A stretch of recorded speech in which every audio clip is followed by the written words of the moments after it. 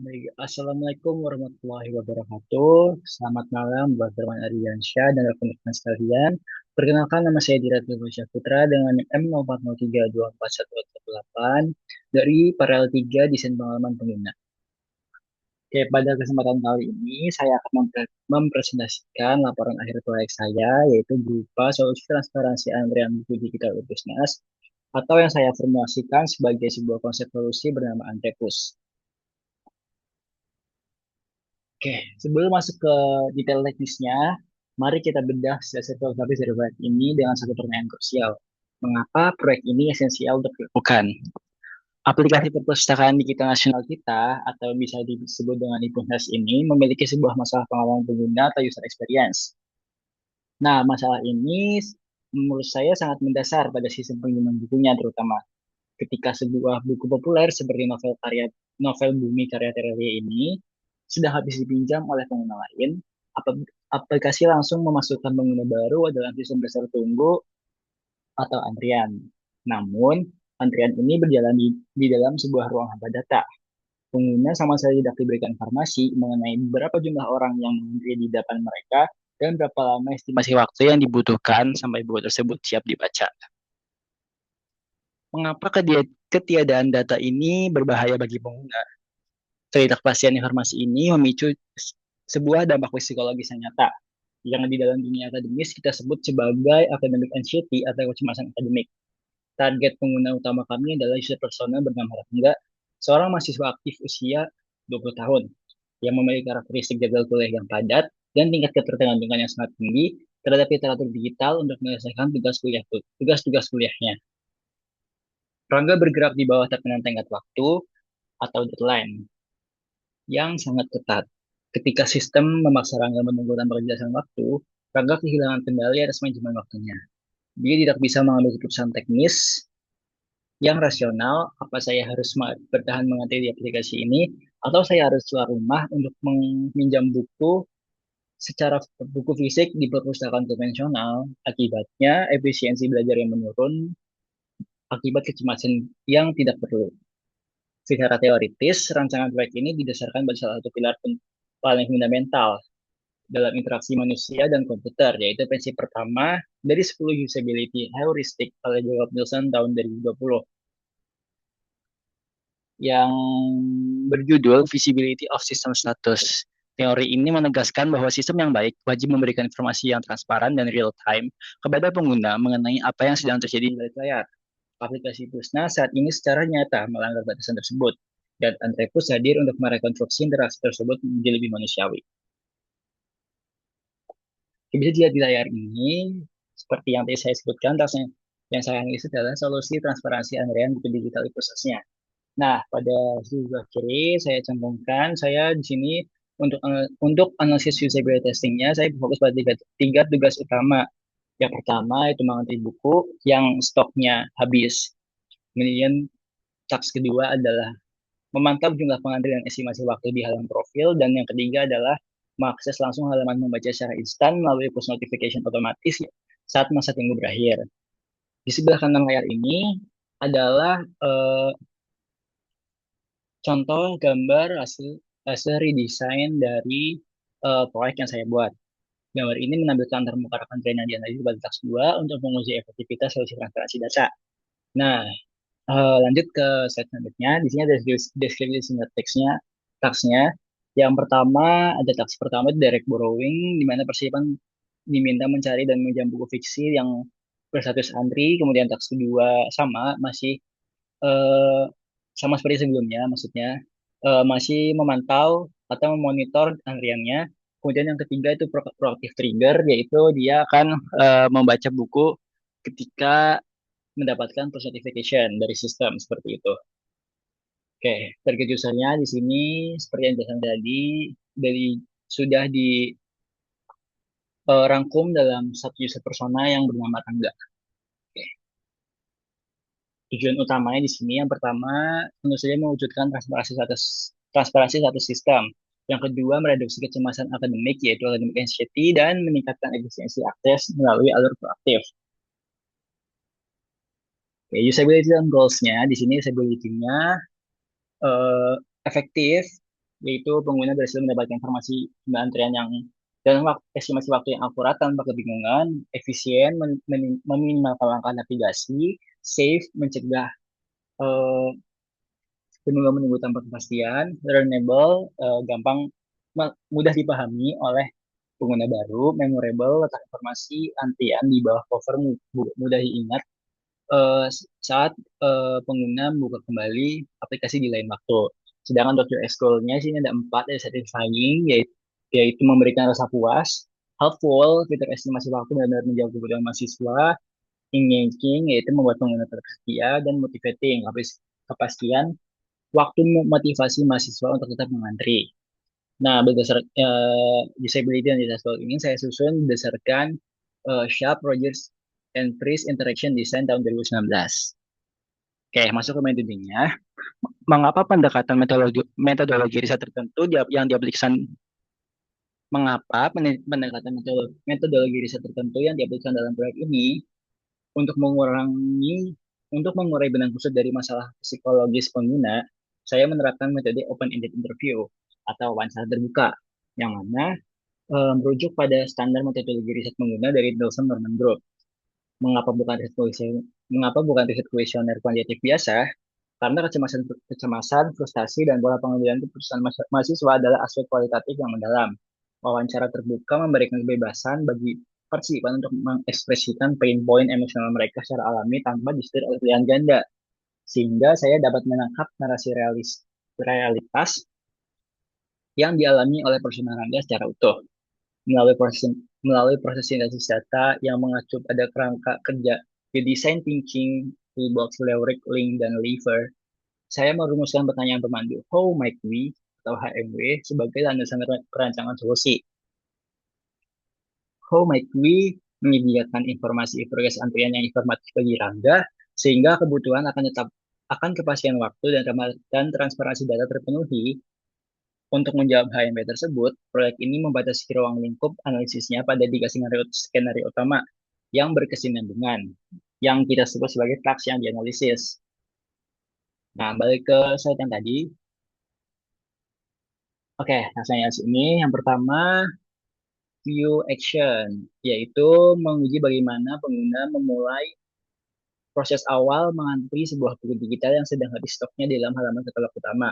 Yang kedua ada queue monitoring, yaitu skenario inti di mana setelah sukses mengantri buku bumi, pengguna bernavigasi ke menu profil untuk memantau indikator jumlah pengantri dan estimasi waktu tunggu yang baru saja diintegrasikan pada area rak antrian. Yang ketiga yaitu proaktif trigger, menguji efisiensi alur ketika masa tunggu selesai, di mana sistem secara proaktif memicu push notification otomatis di lock screen untuk membawa pengguna langsung masuk ke halaman membaca secara instan tanpa navigasi manual. Nah, di sini ada dokumentasi dari Empathy Map dan Journey Map, beberapa orang yang saya interview di LKP sebelumnya. User 1, user 2, dan user 3. Nah, dari ketiga hasil tersebut, saya susun di sintesis hasil temuan, yang mana nantinya akan saya buat sebagai user persona map. Dari user persona map ini, saya mendapatkan POV map. Dari POV map ini, bisa memutuskan how might we question atau how might we atau HMW map. Nah, dari sini saya melakukan brainstorm yang menggunakan metode dot voting, yang mana saya membandingkan beberapa ide alternatif lain yang saya lakukan voting juga terhadap teman-teman saya, yang akhirnya saya mendapatkan satu solusi eh, solusi yang saya analisis, yaitu yang sedang saya presentasikan sekarang. Oke, desain opportunity dan ideation dan bagaimana disebut evaluasi. Mengapa keputusan desain akhir ini yang saya pilih dari sekian banyak ide yang muncul? Pada tahapan ideation, proses brainstorming kelompok berhasil menghasilkan 4 solusi potensial.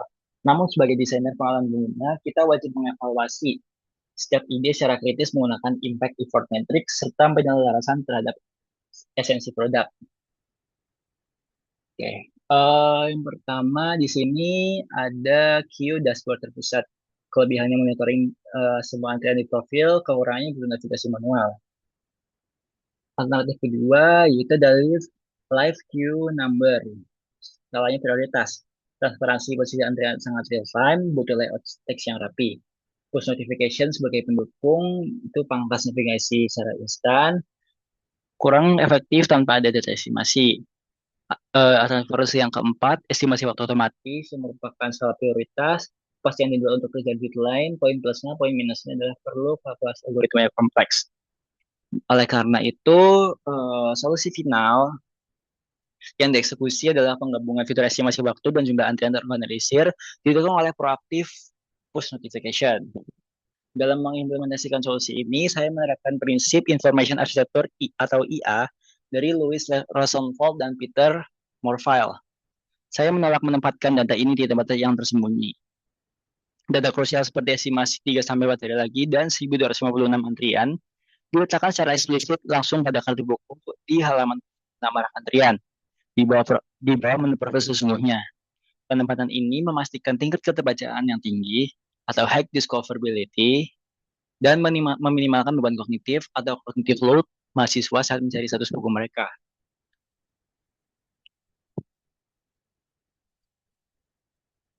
Alasan memilih solusi final, yang pertama, hubungan dengan problem statement. Solusi ini secara langsung menghancurkan ruang hampa data pada sistem IPOSA saat ini. Pengguna tidak lagi menebak-nebak karena indikator hari atau jam dan jumlah pengantri disediakan secara transparan. Yang kedua, hubungan dengan UX goals. Melalui aspek effectiveness dan safety secara psikologis, mahasiswa mendapatkan kepastian mutlak yang mereka butuhkan untuk mengambil keputusan cepat, apakah tetap mengantri atau mencari alternatif buku fisik lain. Integrasi personification memenuhi goal efisiensi, membebaskan Rangga dari keharusan mengecek aplikasi secara berulang di tengah kesibukan kuliahnya. Oke. Nah, di sini ada desain sistem yang saya dan kelompok saya susun bersama untuk membuat prototipe akhir ini. Masih ada overflow dari task flow saya yang mana awalnya jadi beranda open search bar mencari buku yang ingin dibaca, buku yang dibaca tidak didapatkan dan ternyata harus antri, ikut antri, page antrian ditambahkan, cek antrian di laman antrian bagian profil. Nah, ini merupakan prototipe akhir saya. Ini adalah yang Figma-nya dan ini ada sematan dari prototipe Figma saya. Oke, next. Oke, di sini dari hasil perancangan prototype, saya mendapatkan tiga hasil utama ya. Yang pertama ada informasi estimasi waktu dan jumlah antrian. Ini menjadikan data real time. Kemudian yang kedua ada sistem rak antrian terorganisir. Yang ini tempat khusus untuk menu profil yang untuk memantau buku apa saja yang sedang diantri. Dan terakhir adalah proactive push notification, yang mana integrasi pemberitahuan otomatis layar kunci atau lock screen gawai saat buku siap dibaca, memangkas kebutuhan pengguna untuk mengecek aplikasi secara berulang. Nah, solusi perancangan ulang atau desain antrian buka berfokus pada penghapusan ruang hampa data pada sistem antrian di pusat sebelumnya. Melalui pendekatan berbasis pengguna user-centered design, prototipe interaktif ini mentransformasi proses menunggu buku digital yang abstrak jadi lebih transparan, pasti, dan proaktif guna mereduksi kecemasan akademik pengguna. Oke, di rencana presentasi ini, mengapa rencana pengujian ini disusun seperti ini, dan bagaimana kita membuat ceritanya secara ilmiah. Untuk memvalidasi apakah desain solusi Android itu benar-benar menyelesaikan masalah Rangga, saya melakukan text-based unmoderated usability testing menggunakan platform Maze atau MIS. Pengujian ini melibatkan 7 orang responden mahasiswa aktif sebagai representasi langsung dari karakteristik personal target. Oke. Sebelum membedah data, mari kita jawab dulu pertanyaan metodologis. Apakah 7 responden sudah cukup untuk dipertanggungjawabkan? Berdasarkan alasan teori yang ditulis oleh Jacob Nielsen tahun 1993 dalam bukunya Usability Engineering, jumlah 5 hingga 8 responden adalah angka optimal dalam pengujian penggunaan skala kecil hingga menengah. Pada rentang ini, desainer secara statistik mampu mendeteksi 80% hingga 80% masalah kegunaan utama pada antarmuka atau UI. Menambah responden secara masif hanya akan membuang sumber daya karena data yang dihasilkan akan mengalami diminishing return atau pengulangan atau redundancy temuan yang sama tanpa memunculkan wawancara baru yang signifikan. Berdasarkan data kuantitatif dari dashboard MES yang telah ditentukan, prototipe ini menghasilkan berhasil meraih usability score keseluruhan sebesar 86 dari 100. Angka ini menempatkan prototipe ini pada kategori high usability atau sangat layak. Oke, ini bisa dilihat dari dokumentasinya ini hasil hasil user testing task 1 yaitu yang goal based di mana partisipan harus mengantri buku bumi. Kemudian yang kedua, ini task kedua itu mengecek atau monitor estimasi dan estimasi waktu dan antrian buku bumi di laman profil bagian rekan harian. Ini free explore. Nah, yang ketiga juga free explore. Ini mengklaim buku bumi dari notifikasi yang mana nanti akan dimulai dari push proactive notification yang mana ketika dipencet langsung itu akan direct langsung ke halaman bacanya. Ini ada hasil user testingnya, yaitu bagian opinion scale, yang ada multiple choice dan open question. Oke, masuk ke analisis teman-teman per task, di mana pada task pertama yang saya sebut dengan queue action, alur tugas awal ini untuk memasukkan buku ke daftar antrian mencatatkan direct sukses sebesar 85,7%, yang artinya indirect sukses sebanyak 14,3%. Dengan rata-rata waktu penyelesaian yang sangat singkat yaitu 4,7 detik. Angka mislead 11,5% mengindikasikan adanya perilaku eksplorasi dari pengguna yang mencoba mengamati deskripsi visual kartu buku terlebih dahulu sebelum akhirnya memantapkan pilihan untuk menekan tombol aksi antri. Hal ini wajar dan membuktikan alur pemicu antrian berjalan intuitif. Yang kedua, atau analisis task kedua, yaitu queue monitoring, yang merupakan solusi inti dari permasalahan user experience ini. Hasil pada tugas kedua ini luar biasa, yaitu mencatatkan 100% direct sukses dan 0% misclick rate dengan rata-rata durasi pengerjaan 8,9 detik. Angka mutlak ini membuktikan secara ilmiah bahwa solusi desain visual transparansi data yang saya tawarkan bekerja dengan sangat sempurna. Pengguna dapat langsung menemukan informasi jumlah antrian dan estimasi waktu tanpa mengalami disorientasi navigasi atau kebingungan kognitif. Dan terakhir, analisis ketiga atau analisis task ketiga yaitu akses instant notifikasi atau yang saya sebut dengan proactive procedure. Tugas ini mencatatkan waktu rata-rata pengerjaan tercepat, yaitu hanya 2,6 detik. Ini memvalidasi hypotesis awal kami bahwa integrasi push notification mampu memangkas jalur interaksi manual secara drastis demi efisiensi waktu pengguna yang sibuk. Namun, terdapat angka bounce rate sebesar 14,3%, yaitu satu pengguna keluar dari alur. Berdasarkan analisis teknis ini, hal ini terjadi karena hotspot atau area sensitif klik pada komponen lock screen, simulasi di mesh terlalu sempit, sehingga ketukan tidak sengaja di luar area dianggap sebagai kegagalan oleh sistem. Nah, untuk analisis post-text surveinya, atau validasi UX goals-nya. Di sini aspek efektivitas dan kepastian UX goal helpful dan satisfying. Responden memberikan respon yang sangat positif terkait visualisasi data estimasi waktu. Ketersediaan informasi estimasi X hari dinilai sukses menghilangkan rasa menambahkan bug dan memberikan ketenangan pikiran. Aspek yang kedua yaitu aspek pengurangan kecemasan, yaitu UX goal safe dari academic anxiety. Seluruh partisipan sepakat bahwa transparansi data antrian di aplikasi Antribus ini sangat membantu mereka dalam mengambil keputusan akademik secara taktis, apakah ikut mengantri atau segera mencari buku alternatif demi mengejar deadline tugas. Yang terakhir atau sembilan akhir solusi Antribus terbukti bisa menjawab permasalahan masalah how make we dengan memenuhi kebutuhan transparansi informasi secara akurat. Sekaligus secara psikologis sukses mereduksi kecemasan pengguna, yaitu persona Rangga. Oke. Mengapa proses ini tidak berada di sini dan apa rencana iterasi selanjutnya? Dalam filosofi design thinking, perancangan adalah sebuah proses yang bersifat siklis, continue, dan tidak pernah benar-benar selesai. Berdasarkan hasil evaluasi kegunaan usability evaluation, kuantitatif tadi, saya merumuskan 3 rencana perbaikan konkret atau action item. Yang pertama, penggunaan area klik notifikasi pada task 3. Memperluas area sensitif ketukan atau hotspot clickable area pada komponen push notification layar kunci untuk mengeliminasi angka bounce sebesar 14,3% dan memastikan keandalan teknis. Yang kedua, ada hierarki visual tombol utama. yaitu meningkatkan kontras warna pada tombol tindakan di halaman katalog agar alur utama menjadi lebih dominan secara visual dan mereduksi angka misleak 11,5% pada tak satu. Dan yang terakhir atau yang ketiga ada standarisasi komponen teks. Menjaga konsistensi ukuran font data real time di seluruh halaman agar tetap stabil ketika diakses di berbagai tipe resolusi layar handphone.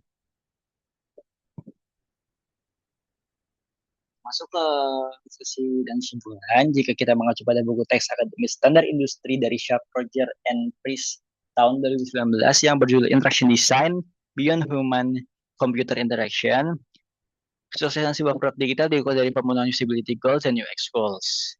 Proyek Antrepus ini telah berhasil memenuhi usability goals dari aspek effectiveness, yaitu informasi yang akurat tersampaikan, efisiensi atau pemotongan waktu akses hingga 22,6 detik, dan learnability bisa langsung dipahami oleh pengguna baru. Dari aspek UX goals, solusi ini terbukti menjadi sistem yang helpful, satisfying, dan safe. Kata safe atau aman di sini tidak hanya merujuk pada keamanan data, melainkan keamanan secara psikologis, di mana sistem berhasil mereduksi academic anxiety mahasiswa dengan memberikan kepastian satu sistem yang transparan. Masalah utama berupa ruang hampa data pada aplikasi pusat ini terbukti telah sukses ditangani secara tuntas. Insight terbesar yang saya pelajari dari seluruh rangkaian proses desain thinking ini adalah bahwa esensi utama dari desain pengalaman pengguna bukanlah sekedar perancang keindahan visual antarmuka atau estetika semata. Jauh lebih berharga dari itu. UX adalah tentang bagaimana kita membangun empati mendalam terhadap beban psikologis manusia yang berada di balik layar tersebut, lalu menyelesaikannya dengan solusi fungsional yang berbasis data ilmiah. Jika proyek penelitian ini, maaf, jika proyek penelitian dan pengembangan ini dilanjutkan ke tahap berikutnya, fokus saya akan diarahkan pada dua hal. Yang pertama adalah pengujian lanjutan, mengevaluasi kembali hasil iterasi, disertifikasi, menggunakan metode moderated usability testing atau wawancara tatap muka langsung untuk mengamati aspek motorik halus pengguna saat berinteraksi dengan gawai. Yang kedua ada fitur tambahan berupa smart recommendation, menggunakan sistem rekomendasi pintar yang secara otomatis menyarankan judul buku alternatif yang sejenis yang berstatus tersedia di katalog.